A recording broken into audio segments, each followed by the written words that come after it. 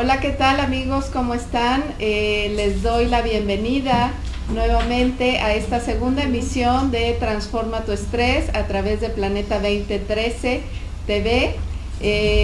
Hoy pues estoy muy contenta de compartir este espacio con Elena Antón. ¿Cómo estás, Elena? Muy bien, muchas gracias y muchas gracias por la invitación.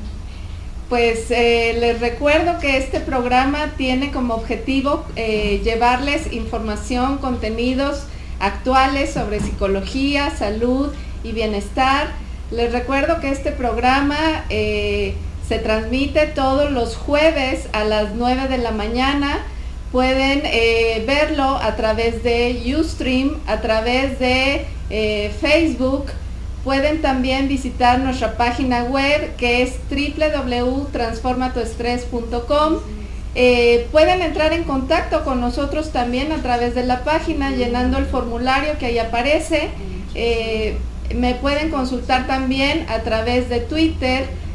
Mi usuario es consulta_estrés. Y bueno, pues hoy vamos a hablar de un tema que nos apasiona a Elena y a mí. Vamos a hablar del cerebro. Y en estos 15 años tú has visto muchos cerebros, ¿verdad, Elena? Pues así como verlos no, pero sí he estudiado muchos cerebros, porque es un tema que me apasiona enormemente y me encanta todo lo que es el estudio de las funciones del cerebro. Así es. Oye, ¿qué te imaginas que esté pasando, por ejemplo? Como todos sabemos, bueno, pues acaba de suceder una tragedia en Francia, un conductor que arrolló a una gran cantidad de personas. ¿Qué pasa en el cerebro de este tipo de personas? Pues no sabemos exactamente porque pueden pasar muchas cosas. Depende del estado en el que haya estado ese conductor. Si es un estado de ebriedad, tiene una serie de conducciones o malas conducciones en su cerebro, o si tuvo un accidente cerebral vascular, pues tuvo unas desconexiones en su cerebro. Depende de lo que haya pasado con este individuo, o si fue una reacción violenta, tuvo una serie de eventos en su cerebro que lo llevó a este tipo de conducta específica o de acción específica. Así es. Bueno, pues el cerebro, amigos, es el órgano más importante que tenemos los seres humanos. Es el órgano que controla todo lo que hacemos, todas nuestras conductas, todos nuestros pensamientos. Si nos sentimos estresados, si nos sentimos deprimidos o ansiosos. ¿Sabían ustedes, por ejemplo, que el estrés reduce áreas importantes del cerebro que tienen que ver con la atención, con la memoria, con los procesos cognitivos? ¿A cuántos de nosotros, no sé si te ha pasado a ti, Elena, de repente se nos olvidan las llaves? Sí. Y luego las encontramos y no sabemos para qué son, o llegamos a un lugar y no sabemos a qué íbamos y tenemos que regresar al punto anterior para recordarnos a qué íbamos a ese lugar? Y toda una serie de cosas que de repente nos pasan y que tienen que ver precisamente con el buen o mal funcionamiento de nuestro cerebro. Te preguntaba yo esto porque muchas veces las conductas que etiquetamos como malas de una persona, pues a veces tienen que ver con un mal funcionamiento cerebral, ¿cierto? Exactamente. Y más que el estrés reduzca ciertas áreas del cerebro, reduce ciertas funciones o bloquea ciertas funciones del cerebro, ¿no? Finalmente el estrés es como una barrera, yo siempre explico que es como un espejo oscuro que no nos permite ver la realidad tal cual es, y entonces actuamos en base a lo que percibimos de manera errónea. Y entonces el estrés es algo que nos está haciendo ver el entorno de una manera muy diferente a la realidad, y actuamos en base a esa realidad distorsionada. Yo estoy de acuerdo totalmente contigo. El estrés, bueno, si bien lo decíamos el programa pasado, es un mecanismo de supervivencia.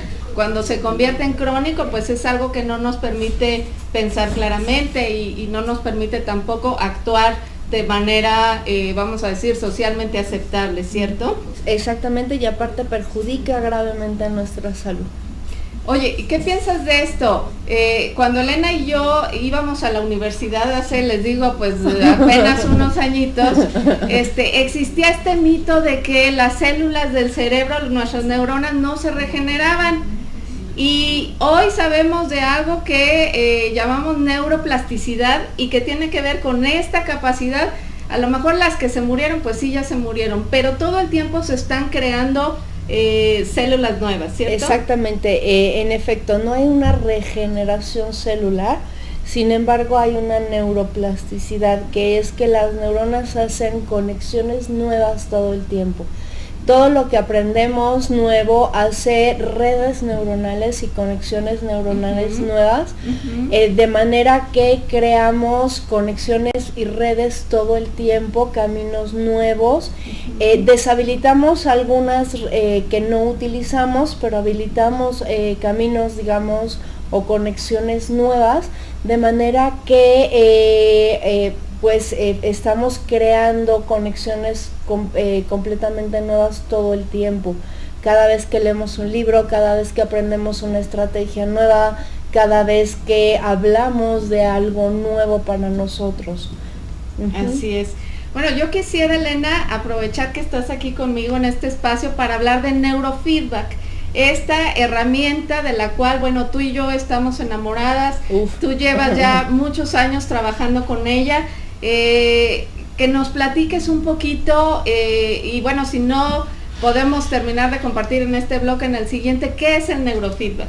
Bueno, el neurofeedback es una herramienta maravillosa que justamente nos ayuda a generar esta plasticidad cerebral a través de métodos maravillosos que son métodos de computadoras, estrategias visuales, auditivas, reforzamientos que nos enseñan diferentes estados mentales, como son la atención, como son la concentración, como son la relajación, a través de, para los niños, métodos muy llamativos, porque son juegos de computadora, donde creamos estas redes neuronales que ayudan a mejorar muchas, digamos, deficiencias, entre comillas, porque pueden ser niños que tienen problemas de atención o problemas de aprendizaje o problemas de ansiedad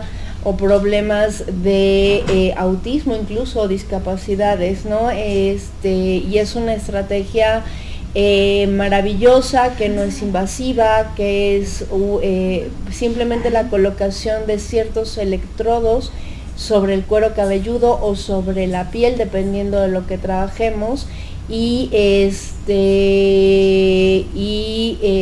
a través de eso se transmite la señal a una computadora, que es la que le va a retransmitir la retroalimentación la retroalimentación al paciente de lo que de cómo está funcionando tanto su cerebro como su cuerpo. Así es, incluso que bueno, pues ya ha sido reconocido por la Academia Americana de Pediatría para tratar algo que bueno, seguramente han escuchado, está de moda hablar del TDA o déficit de atención. Exactamente.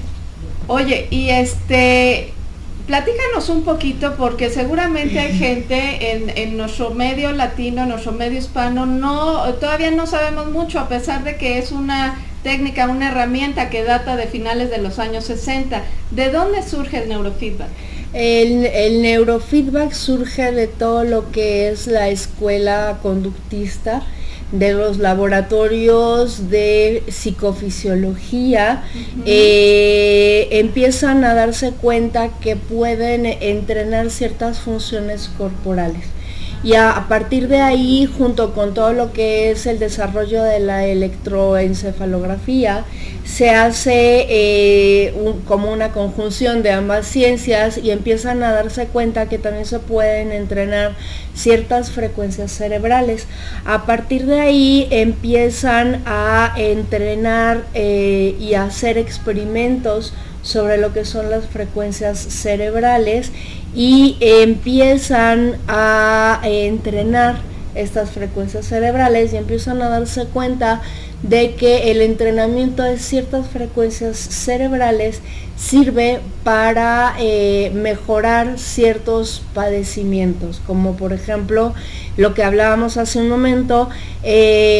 Hay ciertas frecuencias que sirven para mejorar los problemas que están asociados con los problemas de atención o el famoso trastorno de déficit de atención, ¿no? Hay otras frecuencias que el entrenamiento de estas sirven para mejorar incluso los problemas de epilepsia, ¿no? Cada ser humano, por supuesto, cada uno de nosotros tiene un patrón único, pero lo que yo siempre digo de manera muy simple, aunque no sea una regla, es que cuando, por ejemplo, la persona tiene problemas de atención, tiene que ver con una lentificación de la zona frontal, de las zonas frontales, ¿cierto? En muchos de los casos tiene que ver con la lentificación de las ondas de las zonas frontales.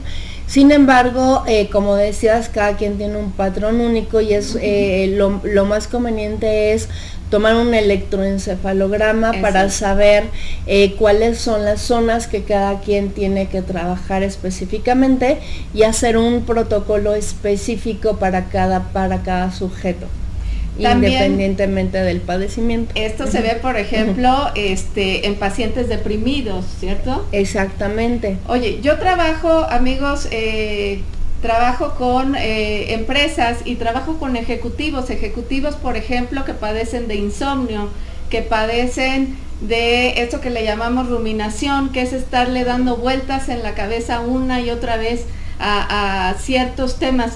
¿Qué pasa ahí en el cerebro de estas personas? Cuando no pueden dormir, cuando no pueden sacarse una idea de la cabeza. Digo, volvemos al punto de que cada persona es única, pero ¿qué es lo que tú observas con más frecuencia? Generalmente también tiene que ver con un problema en regiones frontales. El lóbulo frontal es uno de los lóbulos principales dentro de lo que es la programación de nuestra conducta, y finalmente esta parte de la rumiación, del estar dándole vueltas a la cabeza, es un problema de programación, de no poder frenar la información, y por lo tanto siguen dándole vueltas y vueltas y vueltas y no la pueden frenar, y tiene que ver con una disfunción de las frecuencias en los lóbulos frontales también.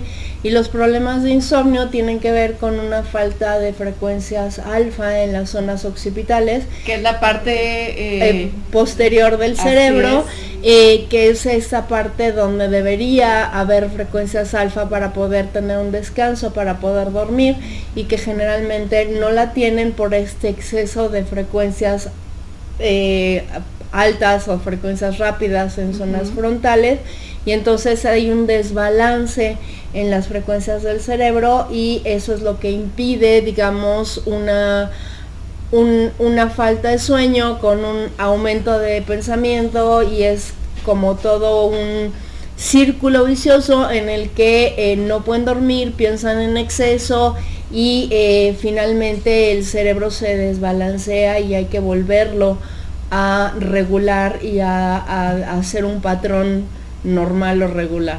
Yo siempre explico que es como una máquina que se desajusta. Exacto. Y que a través del neurofeedback, bueno, pues por medio del entrenamiento podemos volver a ajustar. Exacto. Bueno, pues vamos a una pausa, amigos. Estamos hablando con Elena Antón acerca del cerebro y neurofeedback. Regresamos en unos momentos.